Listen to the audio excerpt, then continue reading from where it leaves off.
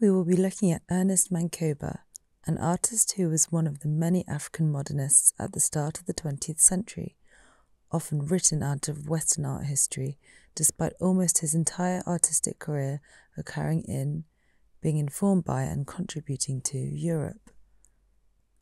Having read and edited Ulrich Obrist's interview with Ernest Mancoba, Professor Salah Hassan wrote, African Modernism, Beyond Alternative Modernity's Discourse, which delves deeper into Mancoba and his peers, hailing from the countries of Africa, producing work during the 20th century.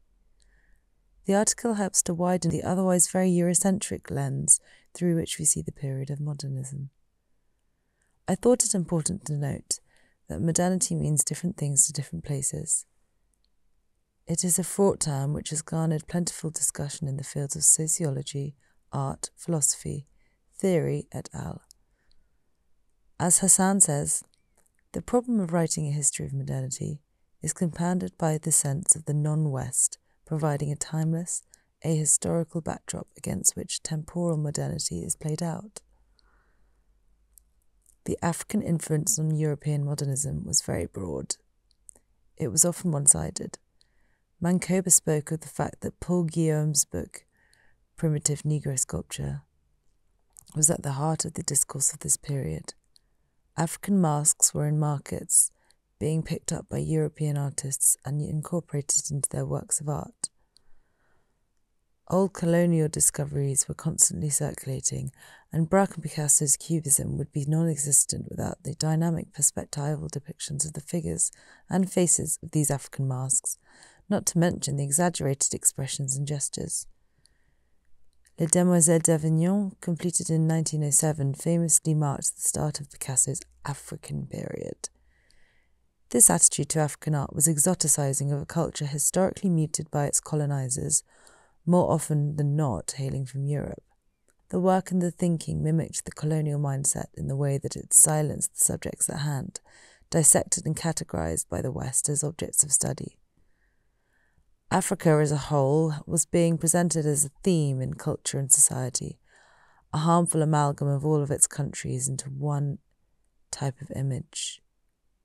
And yet, at the same time, there was a new interest in Africa regardless, which Mancoba credits himself as greatly swaying an intrigue in his work from the art world in Europe at the time. Ernest Mancoba was born a miner's son in Johannesburg in 1904. He received no formal art training, but did learn sculpting from a nun at his school. This began his foray into art making via works of a Christian ilk. His Bantu Madonna, in the words of Hassan, appears to be the earliest South African interpretation of the Holy Virgin that is not European in appearance. Unlike most church sculptures in South Africa, for which imported oak or teak was favoured, Mancoba carved his figure of indigenous yellow wood.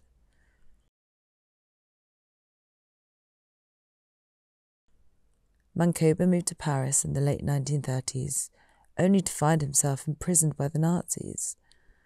When the war ended, he found himself barred from returning home to South Africa on account of the cruel sanctions of apartheid.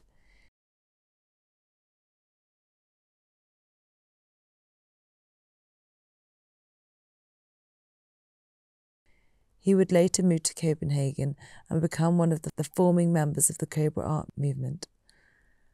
However, as Hassan mentions, Mancoba is often omitted from the Cobra exhibitions, an unfortunate and yet unsurprising fate to those artists of colour who were pinnacle to the Western art world and yet all too often ignored. We can look at Mancoba's compositions. This work is his first oil painting.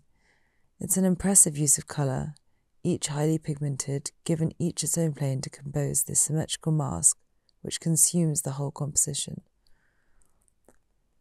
According to Moma, this is his first oil on canvas. Art historian Elza has identified the mask as of Congolese origin. We see it here recontextualised in the practice of modernist European painting. The work is forceful in its geometricality.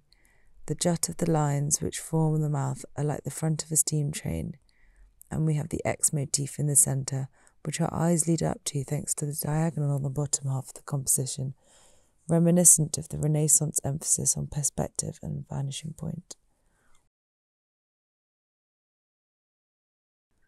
In the first Black modernist, Dr. Sameh Mduli writes about how Mancoba's work appears to us now.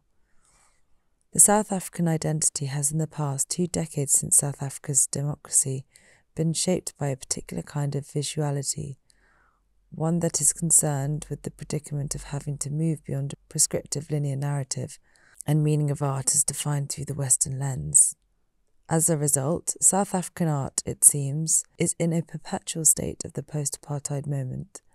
Mancoba's artistic journey is thus set against this backdrop, as it illustrates the complexities of art and complicates its reading in various ways. This perception has also been made less obvious by the appearance of a thriving contemporary visual art cultural scene that since 1994 has somewhat opened the South African market to the international arena. However, this art market is as conflated with the discrepancies of a historical imbalance of apartheid's favourability towards Western ideas, which continue to permeate in certain corners of some national art institutions. Mancoba would return back to South Africa only once apartheid was over in the early 90s. He then died in 1994. Hassan's article ends with the line, "One fears that the destiny of these modern artists will become like that of the creators of those classical masterpieces, anonymous, forgotten, and erased from history." Recirculating these stories of the near-forgotten is as important as ever. There is fear of history and art history becoming narrower and whiter as the years go by. Racism continues, and so must we actively engage in its resistance.